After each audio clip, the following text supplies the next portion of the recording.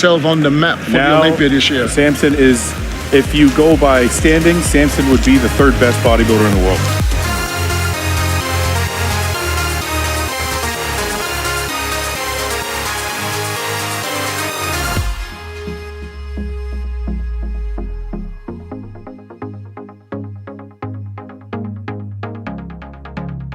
Well, 2 years ago, Samson was fighting for an Olympia qualification that kept missing 2 times.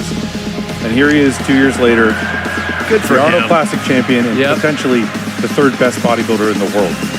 That was 2023, and that's how it ended. And now the list is out for the 2024 Arnold Classic, and it's a great one. Watch this exclusive prediction show on the Fouad Abiad media channel, your choice for bodybuilding coverage with me and Mr. Vallierre. Enjoy.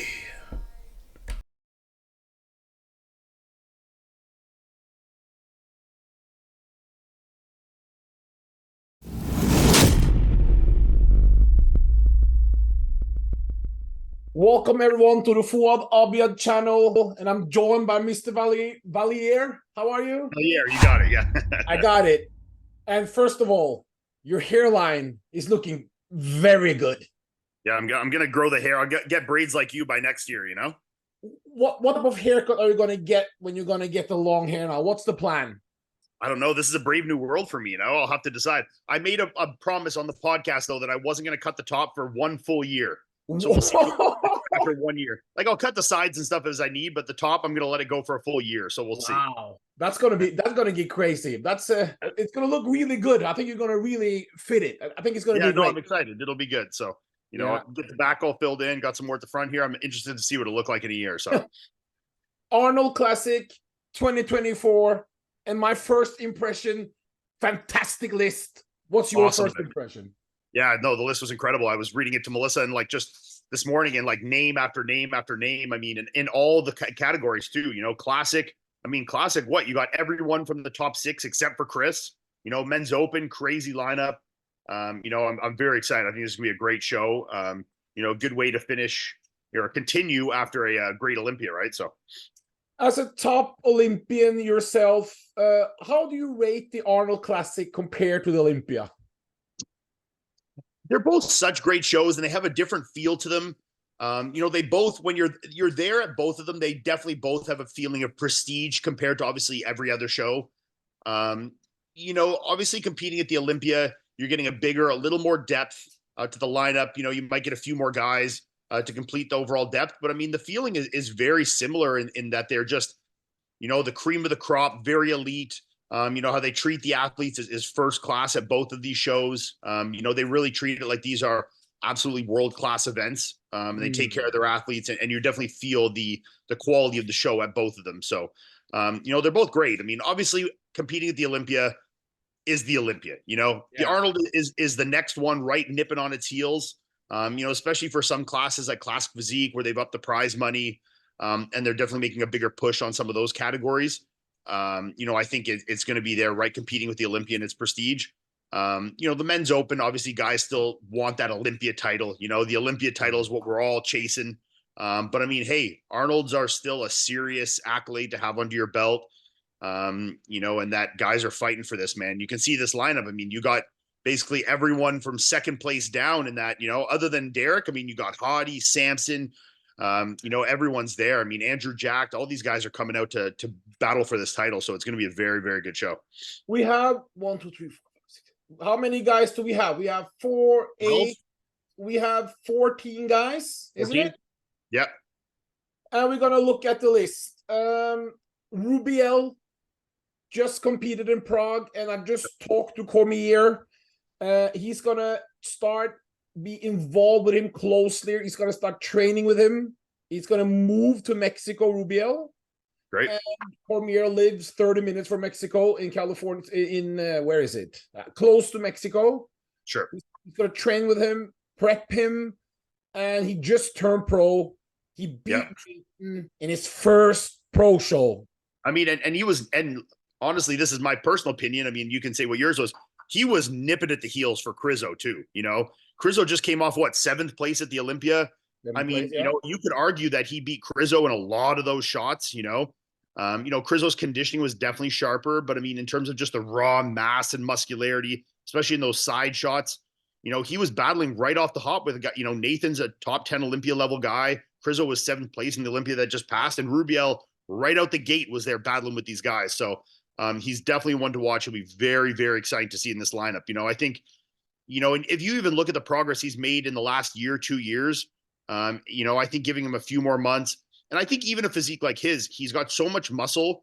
I think just bringing that conditioning in a little more, which is something that by March, you can absolutely improve conditioning. That's something that can be improved very rapidly. If he just dials it in a little bit tighter, he can be battling for that trophy for sure. Absolutely.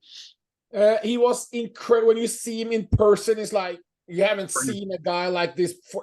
And also his abs is really separates him from the rest of the lineup. But a quick question: how much do you think it will mean? Because in Prague, he didn't really know how to pose and to present himself. How much difference will that be for a physique like him, do you think, when he learns this with the Cormier now? How much better can he display his physique, do you think, if he learned this type of thing? Yeah, I mean, I think it can make a world of difference. I mean, I know firsthand. I mean, I was someone that throughout my career never really took advantage of mastering the art of posing. But some shows where I definitely could feel I was on my groove and hit my shots better. And I spent a little more time during that prep practicing my posing. You could see it on stage, and it definitely, if you know how to mask your weaknesses and show off your assets to the maximum of your ability, which someone like Cormier is definitely a master of that art. I think it can go a long way, and with Rubiel, like, he's not, the prettiest shape, but he still has great shape. Yeah. But for someone like that, that's not like an Andrew Jack or a Samson kind of shape physique. If you can really learn to pose, to kind of hide the small little intricate flaws you might have in your physique, it can go a long way, especially next to guys like Samson, who are beautiful physiques, and Andrew. If you can really learn how to just bring the absolute most out of your physique in that posing, in that lineup, it can go a long way for sure. He's in my top 5. Is he in your top 5? Absolutely. Yeah. Yeah. Andrew Jack, what can we say? Incredible, coming out of nowhere, incredible aesthetic. Everything is beautiful, but can he make the improvements in such a short time from the Olympia, where he placed an impressive fifth place behind Brandon? Yep. Can he make the improvement in such a short time to battle Samson and Hadi here? To battle Samson and Hadi, no, I don't believe so. Do I think he can be better than the Olympia? Yes. I don't think the Olympia was his best by any means. I was sitting in the 4th row there, and I've definitely seen Andrew at a better than that. I think in Texas, where he battled against Hunter, he was definitely better. And I think even last year, some of the shows, his overall polish was definitely better in the Arnold as well. So I think in terms of just having a second crack at a better peak, do I think he can be better in the Olympia? 100%. I think they'll definitely be better in the Olympia. Do I think that it's enough time for him to make market improvements in terms of the actual quality of his physique? I do not. I think, anyone that just did the Olympia, it's a tight turnaround. You basically got 6 to 8 weeks to really, let your body chill a bit, and you're right back at it, so, you're right back into prep mode. So I don't think you're going to have any time to put on any serious accrued tissue by any means. But do I think he can be better in the Olympia? 100%. Do I think that's enough to battle with Samson and Hadi? No. But if someone is off, you never know. I mean, he's got a beautiful physique, very pretty, like we were just talking about with Rubiel, those crazy etched in abs do so much for his physique. And it flows beautifully. I mean, I think arguably that is the best flowing physique that is competing right now. But the flow is definitely impacted with his peaks. And I think at the Olympia, when his peak wasn't as good, his flow wasn't as good. So I think his peak's got to be on. And if he is on, he can be definitely battling in that top 3. But I don't see him surpassing Samson or Hadi. I do not know. Who have the best abs and thigh, Andrew or the late great Sean Roden? Oh, you have to choose. Okay, if they were standing next to each other, I'm going to have to give it to Andrew, because he's going to be 70 pounds bigger. He's going to be taller, overall bigger and more muscular, but with the same quality of abs. as Sean. Maybe I give the edge on Sean on the actual midsection by a small margin. But when you're putting those guys next to each other, I'm giving it to Andrew all day. Yeah. In our top 5, correct? I have him in third right now if I had to put money on it. Yeah. My next guy, obviously, we have Samson, Hadi. We're going to get to them. My next guy in the top 5, I think is going to be Rafael Brandao. Yeah. What do you think about that? Rafael would be grounding out my top 5 as well. I agree with you there. Him and Rubiel is going to be a very interesting comparison because you're talking like polar opposites in physiques here. Completely opposite. You're talking about a guy that has really made his mark in terms of his shape and really like the open class Chris Bumstead kind of look with Rafael, you know, very similar. The high lats, the small waist, the great quads, you know, but not the biggest guy in the lineup by any means. What I've seen with his recent updates, he's definitely made improvements in size. But we all know that you can look as big as you want at 10, 12, 16 weeks out. It's how much you hold on to when you get down to the nitty gritty. And that is still to be decided when he steps on stage. So I think he has grown. We'll see on stage how much of that he holds on to. But yeah, I would put him in that top 5 for sure. It's going to be interesting to see. I'm excited to see him and Rubiel next to each other. Like you're getting the nastiest, freakiest mass monster we've seen in a long time versus one of the prettier guys in the Olympia top 10. So that'll be a good comparison. For people at home, Brandao, he made top 10 finally at the 2022 Olympia. It took a whole year off. He stopped with what's his name? Acito to try to get a coach who's known to put almost the off season to pack on the size. He went Neil Hill now, right? He went with Neil Hill. We've seen updates with more size, but a lot of people taking a year off and then they haven't improved anything. So we will see how it looks when he bites down, but he's got such a beautiful physique. But one thing people often ask is, since you're close to Bumstead, and by the way, fantastic interview with Value Entertainment that was out. That's great. I was just watching it this morning, yesterday, and it's great to see more views than Mike Tyson, by the way. Yeah, good. Really interesting. Could Bumstead beat Brandao, do you think, in an open bodybuilding show? Yeah. Really? Yeah, I think Brandao is going to be a little bit bigger in certain areas, but I think Chris's detail and his overall polish, like Chris is so detailed. You look at Chris's side chest, like pull up a side chest picture of Chris. They can put it in here. Find me a better side chest than that. You know, that is so detailed, top to bottom, side leg, delta into arm, chest striations. You're going to be hard pressed to find guys in the open with that level of detail outside of some guys like maybe Hadi. And even Hadi, that's only in the front shots. You know, Chris's hamstrings are crazy detailed and separated. You know, he's a 5-time Olympia classic champion for a reason. And, you know, it's not just because of his shape. It's because of his detail and his polish as well, you know. So I think he can get a little harder than Brandao, and I think he's a little more detailed, and I think that would overcome the slight bit in size that Rafael would have in those shots. So it would be close, but if I'm giving the edge, I'm giving it to Chris. Yeah. Arnold Classic. It's a myth that they go for aesthetics physique. A shape show. Yeah. We saw Brandon Curry beat Bonac on shape. Yep. We saw Samson Dauda beat. He's more aesthetically pleasing, you could say, maybe than Nick Walker, correct? Yep. Now we're gonna have a 2-man call out. Is my prediction for Friday night prejudging. Samson Dauda, who's making improvements every show, versus Hadi Choopan, who's pissed. I'll disagree with you here. I think it's going to be a 3-man call out. I think they'll do Andrew in that group. I think Andrew is close enough to that group, and that the fans would like to see it. I think they'll make it a 3-man, and I think that Andrew is just a step ahead of Rafael and Rubiel, that they can make it a 3-man.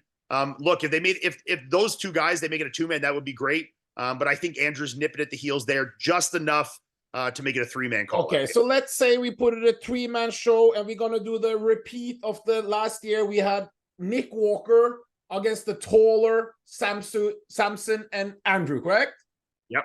This year we're gonna have the same thing with Hadi, who's the shorter, granite hard, density, what's going on, especially from the fronts now we've seen, versus Samson and Andrew. So how do you see Samson and Andrew? And Samson and Hadi now? What do you see? Yeah, so I see it unfolding placing wise the same as the Olympia. I have Hadi winning the Arnold. I have Samson in second. I had Andrew in third. As of now, I'm such a fan of Rubiel's look. I would probably put him in fourth and Rafael in fifth. That might be a crazy thing to say. I was so impressed by him in Prague and that level of muscularity and his side shots. I'll argue that he has the best side chest and side tricep in the men's open right now, but bar none. That Rubiel, that side chest and side tricep are probably the best out there. And I think that's going to be very hard for Rafael to stand next to. But yeah, I see Hadi's just overall, hardness, detail, conditioning, and still a very high level of muscularity. Look, I would love to see Samson come in at a higher level of conditioning and win that show. I'm definitely a fan of both of these guys, and I would love to see things shaken up in the pro league and having Samson overcome Hadi in this one. But I don't think it's enough time for him to quite get there. But yeah, if I'm gonna make the prediction right now, I'm going Hadi, Samson, Andrew, Rubiel, Rafael, Brandao. So what if we do a two-man call out? And what if, you remember posing counts at the Arnold, the only show, correct? Yep. How you look in the posing, they say. Wait, I don't know if they still do that. I know they did do that, but I'm not sure if they still do that. Now I think they just give out a posing award with a $10,000 prize, but I don't know if it's judged. So someone can quote me on that, but I'm almost positive that it's not judged. I think they just did that for a year or two and then they revoked it. So I think they give out a separate award with a cash prize, but I don't believe they're scoring it. They do score the posing routine, but they're not scoring it on your posing prowess. They're still using it as a physique round. So but Hadi can display his physique very, very well in posing. Hadi is an excellent poser. Look, is he as artistic of a poser as Samson? No. Is he an excellent poser? Absolutely. He can hit his mandatories better than anybody up there. He could stand in a front double bicep with everything popped in for 10 minutes straight. So I have no doubt that if it's coming down to that round is the calling round in the posing round, that I think Hadi can still hold his own and that he can hit the mandatories well enough to win. Yeah. But one thing, who is Hadi improving show after show? Yes or no? No, I don't think he was better at this Olympia than last Olympia. I think Samson was a little bit better. But I think the Olympia judges and the judges that'll be the same judges at the Arnold want to see a higher level of conditioning from Samson before they're going to have him overtaking someone like Hadi, who just won the Olympia 14 months ago. We have to remember Hadi is an Olympia champion and he won it very recently. And I think there's a level of conditioning and a standard of conditioning that they still want to see from Samson before they're getting him ahead of guys like Derek and Hadi with that just nasty level of conditioning. So, look, if Samson can bring the conditioning in another 5%, do I think he can beat Hadi? I absolutely do. I think he's taller. I think he's prettier. I think he's holding a ton of muscle on there. I think that the physique as a whole is a prettier and nicer to look at physique and a better physique. But I think from bodybuilding standards still, I would still say that Hadi is just a little bit ahead of Samson. Yeah. We're gonna have a war of comments with the Iranian fans versus the UK fans in this YouTube. In top 6, my heart and my mind is going towards either James Hollingshead or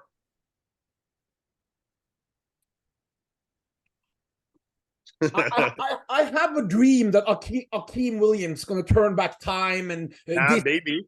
And this is going to be his moment. And Justin Rodriguez, he has very good potential, but there's something going on with peaking. So I'm looking at James and I'm looking at Antoine Volant. What do you say? Yeah. For fifth, and both of them can have potential to. Yes, 6th place. It's going to be a toss up for me between Akeem and James. It's tough, man. I mean, James has got that just crazy level of density and muscularity, which Akeem has as well. Akeem might be a little bit prettier physique, but Akeem is known to be extremely inconsistent with his peaks. And James can definitely get in some pretty nasty conditioning. Akeem hasn't competed. He didn't compete at all this year, I don't recall, right? So James was last show was 2022 Olympia. He's Yeah. taking a year off, and we know sometimes that works, sometimes it doesn't. He's with Milos now. We saw him in Sweden, Ian, and he looked crazy size. Big. Yeah. So for James, the discrepancy between James and Akeem is all going to come down to the peak and the level of sharpness and conditioning on stage. I think if they're both evenly peaked, I'm giving the edge to Akeem just on the shape, especially in the front shots, and the density in those side shots. If James is sharper, I'm giving it to James all day. You know, he's still huge. He's definitely can hold his own size wise next to Akeem. If anything, be the bigger of the two. Even though he's bigger, I think Akeem displays the muscularity a little better. You know, he's got a little more fullness and roundness and pop to his physique. But I think if we can get a James as nasty shredded as we know he can be, and Akeem has been a normal Akeem that's not quite at 100% conditioning like he was in, say, 2020 Olympia, I'm going to give the edge to James for 6th place. Akeem just had he had a shoulder injury not too long ago. I thought James had a gyno surgery, but he has no problem. There was no problems with the recovery. You can't see anything. Nope. For me, this is a very, very big show for both guys. Agreed. Because James, I won't say he needs to bring it, but he's a big name and we love him. Yeah. But this has got to be it, correct? Yeah, no, I do agree that I think this is a show for James that I don't want to say a lot on the line, but I think one that he can really, turn the tides of his career in a sense. Yes. You know, I think a good showing here into this very good lineup, could really do a lot for him. Especially with a year off, to really bump his stock up. I think this is a very important show. So, and I know James was very, anticipatory of getting this Arnold invite. So I know he's going to make the absolute most out of this opportunity. So I have no doubt that he'll be at his best. I trust that Milos and him will get it together and get him there. So yeah, I'm going to put James in 6th now for sure. Yeah. We have 2 big newcomers on the scene. Obviously, Rubiel. I was hoping Martin Fitzwater is going to make the list. He did not make the list, but we have Horse MD, the newcomer from Brazil, 3rd place down in Prague. He beat Nathan, although that was very close. Let me say, that was very close. He pulled out of Prague, health reasons, and this is a big show for Horse MD, correct? Huge show. I mean, this is what, his 2nd show in the pro league, right? 2nd show as a professional. Arnold, yeah, as a pro. 2nd show being an Arnold, and this is not a shabby Arnold by any means. No. So it's going to be a big one for him. This could be a same kind of thing for James. It could be one where he makes his mark and really cements himself as a show winner and a top 10 Olympia potential. Or it could be, maybe a little out of his depths for this early in his career. We're going to find out. Do I see him being in the top 6? Not yet. But I don't think you need to be in the top 6 to really make a good impression. We've had guys that have come out and not been in, like I can give you a good example of like someone like Patrick, what the heck's his name? Patrick Moore at the 2019 or 2020 Olympia, whatever it was, where he was 10th place, but he came in really sharp that show and created a lot of hype for himself. So, I think that this is an opportunity for Horse MD to really make a splash if he wants to and takes this opportunity. So it's going to be exciting for him for sure. Antoine Moulin, Justin Rodriguez, and John De La Rosa. Would you say they are 3 guys at the kind of the same level? Yeah, I think I'm going to give the edge in that group right now to Antoine. I think Antoine maybe doesn't have the most muscle out of all those guys, but I think he definitely can get in some razor sharp conditioning.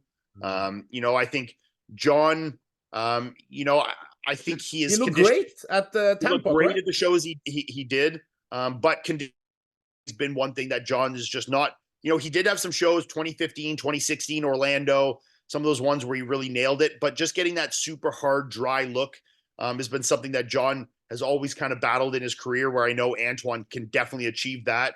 And like you said earlier with Justin Rodriguez, the last few years, changing coaches, some issues with his peaks. I know when he was with AJ Sims, they were hitting it, but he's kind of jumped around between some different coaches. So, it'll be interesting to see if Justin can hit his peak like he did in previous years, 2019, 2020, 2021, you could have him as high as 6th, 7th place easily. If it's going to be the Justin we've seen the last year or two, I'm going to put him, towards the end of the pack there, and I think Antoine will be ahead of him. With Justin, I'm so freaky, so beautiful muscle bellies, and so huge, is he one of the widest men? Like, he's so, but why can't he nail the why? It's if tough. you never nail it, Yeah. what do you think? What's going through your mind during prep, Ian? If you're going through prep to prep and you're never nailing it? Yeah, no, I'm not sure. I mean, I think when you're moving around from coach to coach and you're letting one coach get enough time to really build a good rapport and kind of understand your physique, but it also could be something, maybe the coaches are telling him to do something and he's not following. I don't know what he does in his own peaks and in his life, that might be impacting his preps as well. So it's hard to say. This could be self-sabotage. It could be just, jumping around coaches a bit. But he had a few years with AJ, like I said, where he was hitting the nail on the head. So, we know he's capable of getting there, and he had some years where he was winning some big shows. He was eighth place behind me in 2020 or 2021. One of those years he was right behind me. Olympia, yeah. It was a great year for him. 2021, I think he was right behind me in 8th place. So, he's been up there in these top levels and nailed his mark. So, it's tough, man. I mean, I'd love to see him back to that form that he had those few years, but he hasn't displayed that this last year or two. So it's tough to say, Before we go quickly into the classic, so give me your top 5 and your wild card to make top 5. And I'll give you mine after yours. It's impossible for me not to put Ramon in first place. I mean, no, the open first, and then we go quick to classic. So, sorry. Yeah, sorry, your winner, top 5, and your wild card to make top 5. In men's open? Open, yeah. Yeah, so top 5, I'm going Hadi, Samson, Andrew, Rubiel, Rafael, James. And my wild card, the wild card has to be Akeem, because I think Akeem is one of those guys that Akeem has been 6th place at the Olympia. Let's not forget that, 2020, Akeem was 6th place at the Olympia. He beat me in the 20 Olympia. He was 1 spot ahead. I was 7th. He was 6th. So we know a good Akeem can be very competitive in big lineups. So, he's had some time off. If he can hit his peak, I think he can absolutely swing up into that top group. So I'm going to do that top 5 with, top 6 with, Akeem being someone that could go up as high as, 5th, 4th, I'm going Samson winning. I'm hoping for this aesthetics talk. Samson big, but obviously this can go either way. Samson winning, Hadi 2nd, Andrew 3rd, Brandao 4th, Rubiel 5th, and James, if he can nail it, he might get 5th and take out Rubiel. Interesting. Yeah, I mean, it's going to be Rubiel is such a hard one, because I'm speaking from, look, if I'm making predictions from what I think the judges, I will agree with you that I think that Rafael does place ahead of Rubiel, but I'm just such a fan of that just absolute freak muscularity like that. I was so impressed with how he looked in Prague. It's once in a generation you see guys with this kind of absolute just gnarly muscularity like that. So I think if he pulls the conditioning in, I have him ahead of Rafael. But it's going to be tough. I mean, I think those two are very close there. And then, James, I mean, a very good James could be even higher. So we'll see. It'll be exciting. Most muscular, Rubiel, and Samson best pulser. What do you say? Ooh, I mean, you could give Hadi most muscular too, though, Over Rubiel? Yeah, but with that level of conditioning and gnarliness. 286. Yeah, I agree with you. I mean, if we're giving a freak factor, just raw muscularity, most muscular award, it's got to go to Rubiel for sure.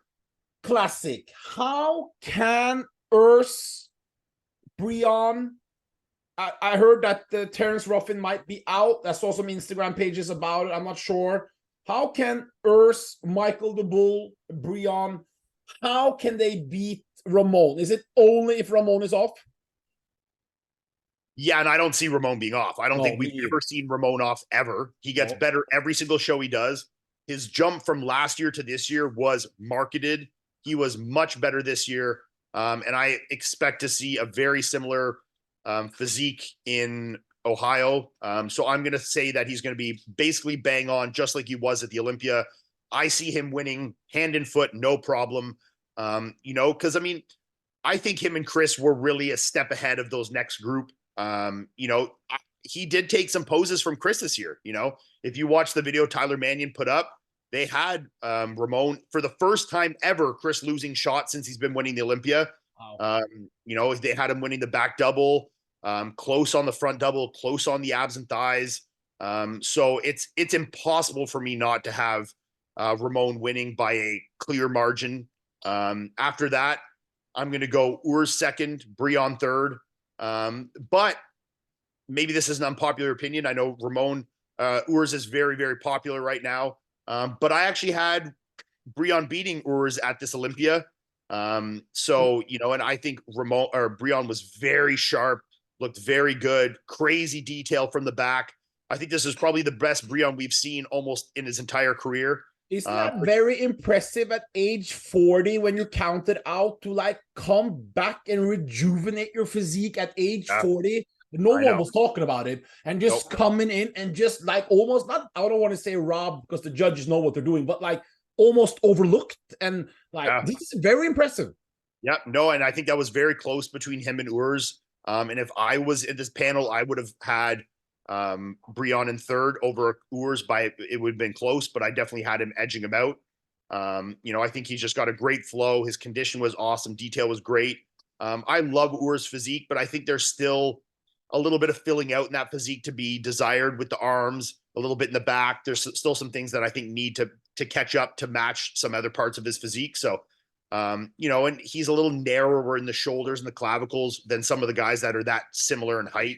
But I think it's going to remain the same. I'm going to go Ramon, Urs, Breon. And then if Terrence is there, I'm going to put Terrence there with Michael Daboul nipping at his heels. If not, I got Michael Daboul in fourth. Everyone's seen you do CrossFit now, running. We've seen the hairline. Whoa. No CrossFit. Hey, let's clear things up here. I'm trying to be a sprinter. I'm not trying to be a CrossFitter. We'll keep it straight. I'm trying to run. I'm not trying to do CrossFit. We've seen the running. We've seen the hairline improvements. So that means we're talking about men's physique. Yep. Have you seen the lineup at all? I looked at it earlier. I have it right here. I have Corey Morris taking it. Yeah, no, I think it's hard not to pick Corey in this lineup. Versus Diogo. Yeah. And Emmanuel Hunter. Emil Walker's great too. Emil, Corey Morris, those guys. Yeah, that's going to be between those guys. Ismael Martinez is great too. I mean, it's going to be a good lineup. But yeah, no, I'm going to give it to Corey Morris on this one. I think Corey's going to be taking the men's physique. Yeah, him and Diego there is very good. And also the guy called Emmanuel Hunter. I believe he got second or third last year. Yeah, he looks very, very good. Do you get, like, when you see this great lineup in Arnold, do you get the feeling that, like, I'm healthy now, I'm like feeling good, and like, does it itch a little bit in your hands to be like, 2025, maybe it's time to... It's funny because being on the other side and feeling like lighter, and my sleep is great, my appetite's awesome, I'm not worrying about eating food all the time, it's making me want to bodybuild even less, not more. Less? No, like, look, when I sit at the Olympia, I get excited watching it and I reminisce for a minute and I'm like, man, it'd be fun to be up there.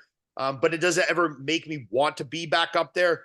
No, like, I'm so happy with my career, and I'm happy to step out on the other side and look back at it with, nothing but fond memories. I stepped out on my own terms. I stepped out with my health, no injuries. I have no injuries my entire bodybuilding career. Find me another guy that can say that, So, I walked out of it with a clean bill of health, no significant injuries, and I love to be part of this industry, and I'll forever be part of it. Whether it's coaching, judging, doing the podcast, being in the supplement industry, whatever it is, it's always going to be something that I'm very passionate about. But, my days of bodybuilding, I think, are behind me, and I can sit there and support these guys from the other side and enjoy it as a fan and a spectator and a supporter. And no, it doesn't even make me slightly want to get back up there. Okay. Look, I'm a competitive guy. Do I watch these lineups and sit there and be like, yeah, where would I have ended up in this Olympia? You know, there have obviously been moments where I watch back this past Olympia and be like, hey, if I was on my mark, maybe I could have been that top 6. You know, I think I could have. You know, you take a Texas pro Iian, you know, that could be 5th, 6th in that lineup. You know, definitely. So, but you know, I'm not trying to take anything away from these guys now, man. These guys are killing it. I'm just excited to watch from the outside and sit there and give my opinions on them instead of stand next to them. You know, and I hate to say this because I actually really like Steve, but my 2 times beating Steve in 2021 are my career highlights. That was, you know, I beat him in Texas at his home show in Texas. Oh, you went to his home. To his home, and this is like someone come beating me at Toronto Pro. It's devastating, you know. And his whole family, his friends there in the crowd cheering for him. And I beat him in a show there, which was probably my all-time best look at that Texas Pro. And then the one opportunity Steve had to make it to that Olympia that year was the Arnold Classic. And he beat me at prejudging. They did I remember.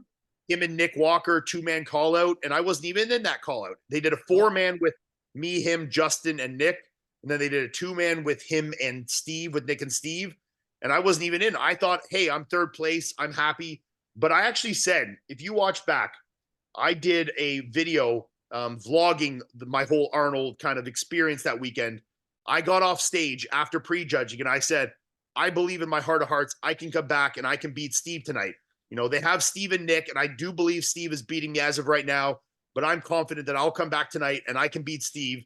And hey, I manifested that when I came back that night and I beat Steve at the finals, pulled a Phil Heath, Mr. Saturday Night, you know, and beat him at the finals. And I said it in my video. You can go back and watch this, my day of the show vlog from the Arnold. I said, I'm going to come back tonight and I think I can beat Steve. And I put those words into action and came back. And that's definitely absolutely a highlight of my career, is manifesting that. And, you know, 2021 was definitely one of my highlight years. And I hate to say it for Steve, but they were both moments beating him, you know.